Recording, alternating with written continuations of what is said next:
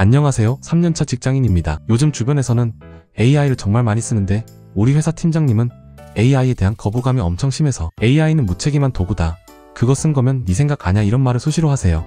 아예 회의 시간에 대놓고 우리 팀은 AI 쓰지 맙시다 선언까지 하셔서 저는 지금 AI 썼던 기록도 지우고 숨기고 일하고 있어요.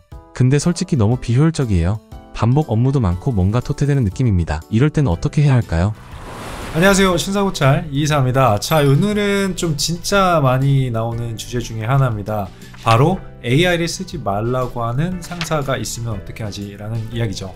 GPT나 노션 AI 요즘 정말 많이 쓰시는 것 같아요. 대학생분들부터 지금 직장인분들까지 실무 현장에서 실제로도 많이들 쓰고 있는 분위기죠. 근데 아직도 이 AI 쓰지 말아라, 그거는 네 생각이 아니다, 요렇게 표현하시는 분들이 좀 있죠.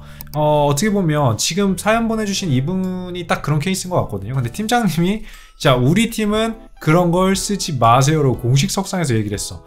힘내셨으면 좋겠습니다. 어쨌든 이걸 어떻게 하면 좀 슬기롭게 돌파해 나갈 수 있느냐, 그 얘기를 저는 오늘 드려볼까 합니다. 우리 상사는 AI를 싫어하는 게 티가 나, 막 뒤떨어졌어, 덜 떨어졌어, 야 쟤 꼰대네, 자 이렇게 생각하면 답이 없습니다. 자, 이거를 사연자님의 이 답답함은요, 어떻게 보면 퇴근을 하시고 신분이 있는 사람들하고만 좀 나누는 걸로 그 불평불만 조금 가라앉혀 보시고요. 우리는 오히려 이걸 조금 더 이성적으로, 우리가 늘 얘기하잖아요. 어떻게? 머리는 차갑게, 가슴은 뜨겁게. 자, 그래서 어쩌면 이 상사는요, 사연자가 이 일을 얼마나 고민했는지 보다 AI가 만들어준 그대로 얘가 그냥 들고 와가지고 나한테 얘기하는 게 아닐까? 혹은 이 AI를 내가 어디까지 믿을 수 있을까에 대한 불안 혹은 불신이 생긴다라고 봐야 된다는 거죠. 왜냐면 이 직원이 어떤 고민에 어떤 과정들을 거쳐왔는지를 이 상사는 알기가 굉장히 어렵기 때문이죠. 어쨌든 불안핑인 거야, 그죠? 자, 그런데 사실 이 팀장님만 그렇냐? 사실 그렇지는 않아요.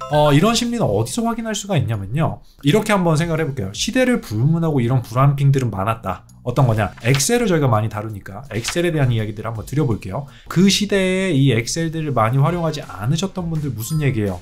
엑셀 함수 쓰지 마라, 엑셀 팡션 쓰지 마라, 이런 표현들 쓰시는 분들이 있어요. 아직도 저희 엑셀 쇼폼의 댓글들 보면 그런 댓글들 달아두시는 분들 많거든요. 조금 더 뒤로 가보면 뭐라 그래요? 계산기 쓰지 말고 손으로 풀어. 왜 아예 막 주판을 튕겨오라 그러지 왜? 그때는 그게 정석이었으니까 그럴 수 있겠지만 지금의 AI도 어떻게 보면 그 전환점에 있지 않는가. 자, 그러면 우리가 이렇게 한번 생각을 해보자. 회사 생활만으로도 힘들어 우리는, 그죠? 자, 근데 회사에 세대 갈등까지 있고 팡션 쓰지 말라 그러고 누구는 AI 쓰지 말라 그러고 도대체 어느 장단에 춤을 춰야 되는 거야? 라는 이런 생각을 하실 수가 있죠. 자, 머리가 복잡해지지만 사실 별것 아니라고 생각해보면 또 금방 해결책을 우리도 찾을 수 있습니다. 우리 머리는 그런 데 특화되어 있거든. 자, 이런 일이 어떻게 보면 드문 일이 아니기 때문입니다. 자, 원래 인간은요, 나이가 들면 들수록 보수적으로 바뀌어갑니다. 그걸 사연자분이 그럼 100% 이해해야 되냐? 그건 아니죠. 자, 인정할 건 인정을 해주되 이런 맥락을 알아야 우리가 상사와 그래도 같이 일을 해야 되니까 우리는 어쩔 수 없이 생산적인 방향으로 협업이라는 걸 그래도 우리가 꿈꿔볼 수 있으니까 우리가 한번 요거에 대한 이야기들을 나눠보자 라는 거죠. 자, 그리고 이런 부분에서 통하지 않는다고 하더라도 다른 의미로 또 좋은 상사일 수 있어요. 그분이 꼭 AI를 쓰지 말라고 공식적으로 얘기했다 그래서 AI를 믿지 않는다 그래서 그 사람이 나쁜 상사냐, 우리가 그렇게 얘기할 수는 없잖아요. 경험도 많을 수 있고요, 인간적으로 신뢰할 수 있는 분일 수도 있습니다. 자, 사연자분께서 원하시는 것처럼 혹은 요즘에 MZ세대분들이 원하시는 것처럼 트렌디하고 굉장히 변화에 민감한 분이다라면 또 좋았을 수도 있겠죠. 하지만 그런 사람도 있고 저런 사람도 있습니다. 그럴 땐 어떻게 해야 돼요? 정면 돌파가 꼭 정답이냐? 그렇지는 않을 수 있습니다. 설득보다는 조금은 자연스럽게 젖어들 시간, 스며들 시간과 환경을 우리가 조금씩 만들어주면 어떨까 싶습니다. 예를 들어볼까요? 자, 이 자료 제가 아이디어를 먼저 정리를 해놓고 어떻게 만들지를 제 생각을 만든 다음에 GPT를 한 번 더 참고를 해봤더니 훨씬 더 빠르고 간결하게 다듬어졌습니다. 어떠셨어요? 라고 물어보는 거죠. 혹은 상사가 이걸 먼저 보고 칭찬을 해줬을 때 사실은 제가 요렇게 다 정리를 해놓고 요걸 살짝 GPT를 통해서, 요즘 챗GPT 많이 쓴다 그래서 살짝 다듬어만 봤습니다. 마음에 드셨다니까 다행입니다. 이런 식인 거죠. 어제 기사에서 보니까 대기업들이 많이 이 툴들을 사용해서 활용하고 있고 생산성과 효율성을 높이고 있다고 들었습니다. 이런 것들이죠. 단기간에 이 사람이 설득이 될 것이냐? 그렇지 않습니다. 블루투스 이어폰 어땠어요? 처음에 엄청나게 불편하지 않았나요? 운동을 하다 보면 이게 떨어질 것 같고 자꾸 이렇게 걷다 보면 이게 툭툭 떨어지는 것 같고 계속 귀가 신경 쓰이고. 근데 요즘은 어때요? 그냥 꼽아놓으면 자연스럽게 얘가 붙어있다는 걸 제가 인지하고 있죠. 스며들었던 거예요.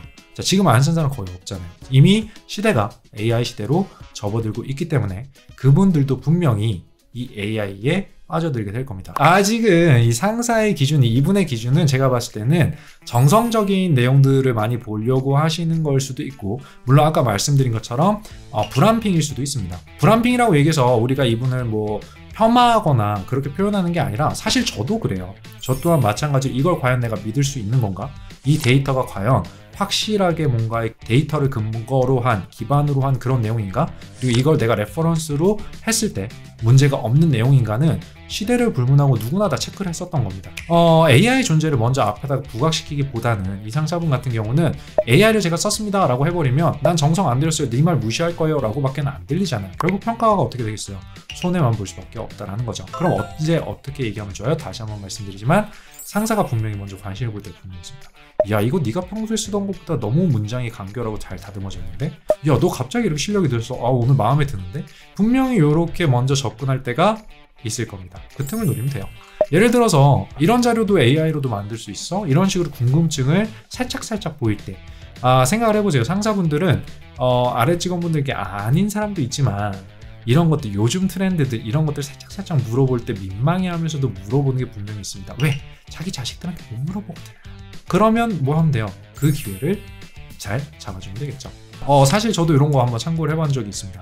지난번에 제가 올렸었던 자료 중에 제가 다 만들었지만 이런 부분들은 제가 AI를 통해서 다시 한번 리체크를 했고, 그것들을 정보를 받은 후에 제가 다시 한번 검증 작업도 거쳐봤더니 꽤나 정확하더라고요. 약간 이런 식인 거죠. 자, 그래서 이렇게 상대에게 초반에는 결과로만, 그래서 살살 젖어들 수 있게 만들어 놓고 성과를 만들어 놓으면 먼저 신뢰가 쌓이겠죠. 그 이후에 도구에 대한 이야기들을 살짝 남겨주는 것도 제가 봤을 때는 굉장히 도움이 될 거다라는 겁니다. AI를 거부하는 상사 때문에 분명히 세대 간의 갈등도 생길 수가 있고 혹은 불편해지는 상황들이 분명히 올 수 있다고 생각합니다. 하지만 우린 다 알고 있어요. 이미 AI는 물결이 어마어마하게 거세게 우리를 향해서 달려오고 있고 우리는 이거 안에 쏙 들어가야 된다라는 걸 우리가 다 알고 있어요. 자, 이걸 기억하신다면 조금은 그래도 덜 억울하시고 덜 불편하실 수 있지 않을까라는 생각이 들어요. 자, 오늘은 여기까지 해서 마무리하도록 하겠습니다. 자, 가시기 전에 뭐 해야 된다? 좋아요, 댓글, 구독, 알림 설정 부탁드리도록 하겠습니다. 신사고찰은 다음에 또 찾아올게요. 감사합니다. 건강하시고요. 고맙습니다.